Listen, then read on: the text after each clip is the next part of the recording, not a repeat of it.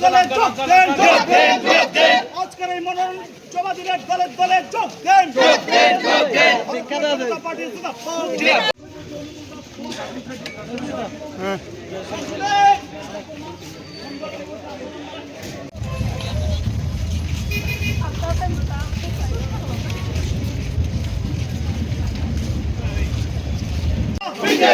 জিতবে কারা? বিজেপি। যাচ্ছে কারা? বিজেপি। দিকে দিকে বিজেপি, দিকে দিকে বিজেপি, বিজেপি, রামচন্দ্রঘাটে BJP, Kulai Halali BJP, Halali Kulai BJP, ড্যাম চড়াই বিজেপি, রাইমাবালি জিতবে, জিতবে, জিতবে, জিতবে, জিতবে, জিতবে, জিতবে, জিতবে, জিতবে, জিতবে, জিতবে।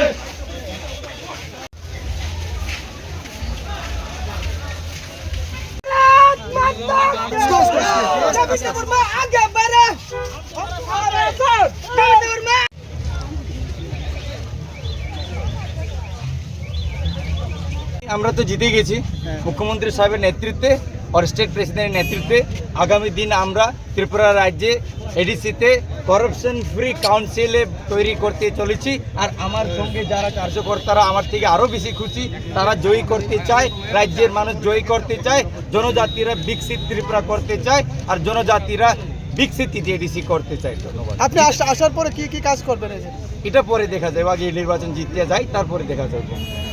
দেখেন, আসলে দীর্ঘদিন ধরেই এটা পাহাড়ের জনজাতি ভাই বোনদের মতো অভিভাবকদের মধ্যে একটা তিক্ত অভিজ্ঞতা হয়েছে যে আসলে সরকারে আমরা রয়েছি ত্রিপুরা রাজ্যের ভারতীয় জনতা পার্টির নেতৃত্বে, এবং পাহাড়টা যেহেতু ত্রিপুরা মাতার দখলে ছিল, সেখানটায় উন্নয়নের যে মূল সেই জিনিসটা কিন্তু পাচ্ছে না।